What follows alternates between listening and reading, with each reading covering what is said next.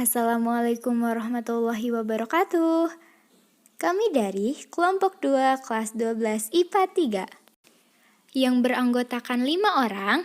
Yang pertama ada Asih, yang kedua Chelsea Marisanda, yang ketiga Erika Sapana, yang keempat Rike Puspita, dan yang terakhir ada Samsul Arifin. Dalam video kali ini, kami akan menjabarkan sedikit mengenai perubahan sosial ekonomi akibat pandemi COVID-19.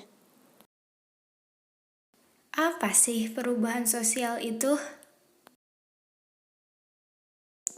Nah, perubahan sosial adalah perubahan-perubahan yang terjadi pada lembaga-lembaga kemasyarakatan di dalam suatu masyarakat yang mempengaruhi sistem sosialnya, termasuk di dalamnya nilai-nilai, sikap-sikap, dan pola-pola perilakunya di antara kelompok-kelompok dalam masyarakat. Itu merupakan pengertian perubahan sosial menurut Profesor Selo Sumarjan.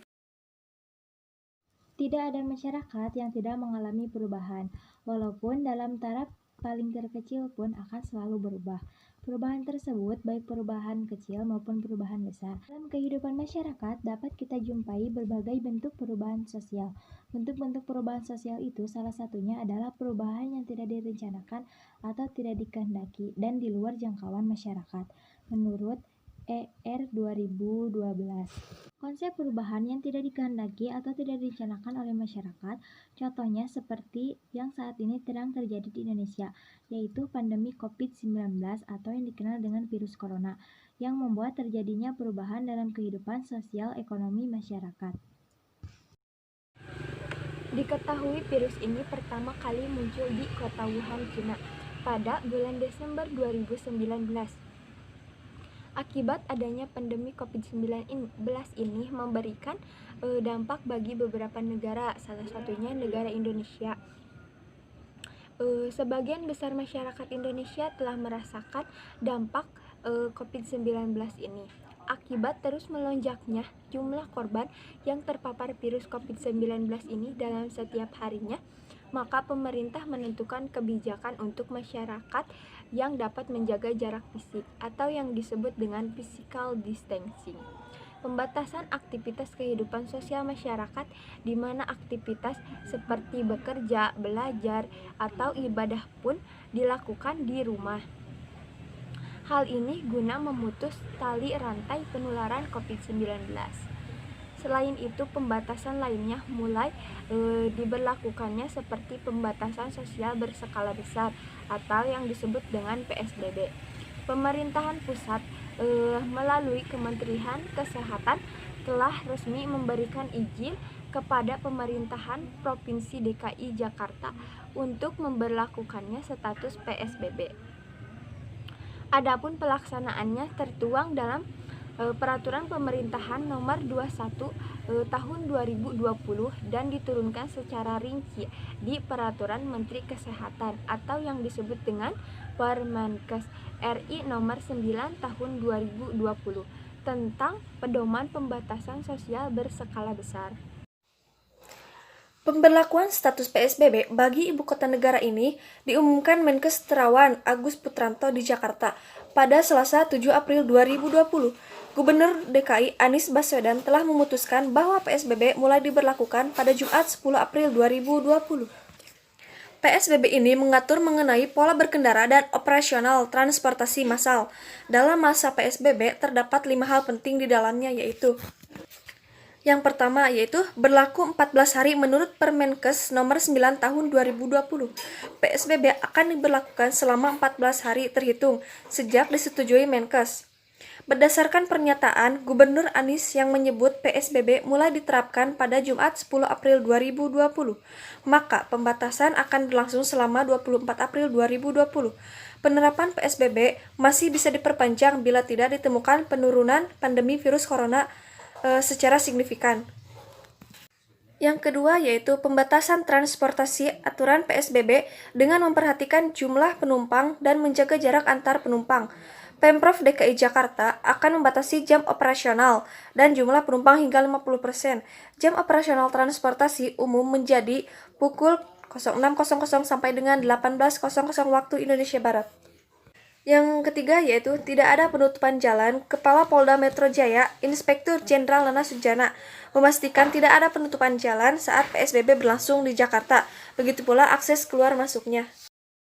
Poin yang keempat, tidak ada penilangan bagi pelanggar PSBB. Direktorat Lalu Lintas Polda Metro Jaya tetap menggelar Operasi Keselamatan Jaya 2020 selama berlakunya PSBB di Jakarta hingga 19 April 2020. Operasi penertiban ini bertujuan untuk menghindari perkumpulan orang dalam upaya mencegah kemungkinan penyebaran virus corona semakin meluas dan tertib lalu lintas.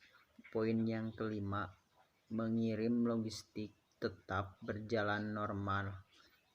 Kendaraan niaga masih tetap beroperasi selama pemberlakuan PSBB, terutama di bidang logistik atau angkutan barang. Hal ini bertujuan agar masyarakat tetap bisa mendapatkan pasokan kebutuhan sehari-hari secara normal. Kebijakan yang dibuat pemerintah ini tentunya memberikan perubahan sosial maupun ekonomi bagi kehidupan masyarakatnya.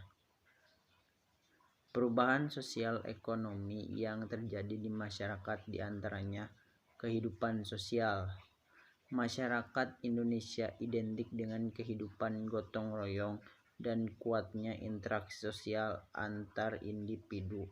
Namun akibat adanya pandemi COVID-19 ini, masyarakat terpaksa harus mengurangi aktivitas di luar ruangan dan dianjurkan untuk melakukan aktivitas di rumah.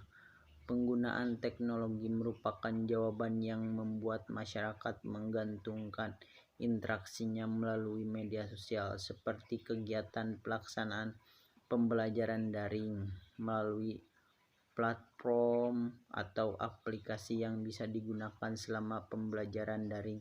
Salah satunya adalah Zoom dan Schoology.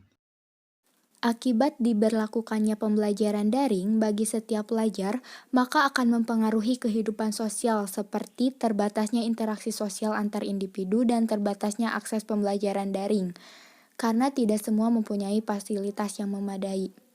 Yang kedua adalah perubahan sosial di bidang kehidupan ekonomi.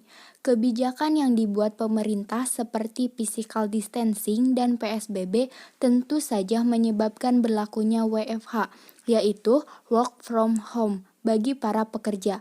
Namun lain halnya dengan para pekerja seperti pedagang, buruh, tukang beca, tukang ojek, dan yang lainnya yang tidak bisa menerapkan kebijakan WFH tersebut yang paling terkena imbasnya. Karena akibat adanya pandemi COVID-19 ini, sebagian masyarakat yang bekerja terkena PHK. Selain itu, di beberapa daerah memilih untuk menerapkan lockdown guna mencegah semakin meluasnya persebaran virus corona tersebut. Sehingga mengakibatkan para pedagang keliling dan yang lainnya mengalami penghasilan yang menurun dan menjadikan mereka menjadi tidak bisa memenuhi kehidupan sehari-harinya akibat adanya pandemi seperti ini. Sebenarnya, pemerintah sendiri telah mengeluarkan kebijakan dengan pemberian stimulus kepada masyarakat yang terdampak. Hal ini tertuang dalam Perpu tentang Kebijakan Keuangan Negara dan Stabilitas Sistem Keuangan yang telah ditandatangani Presiden Joko Widodo. Perlu adanya kerjasama antar berbagai pihak agar kebijakan pemerintah dapat terrealisasikan dengan baik, sehingga kondisi ekonomi masyarakat bisa terselamatkan. Nah, mungkin hanya itu yang dapat kami sampaikan. Kurang lebihnya mohon dimaafkan. Wassalamualaikum warahmatullahi wabarakatuh.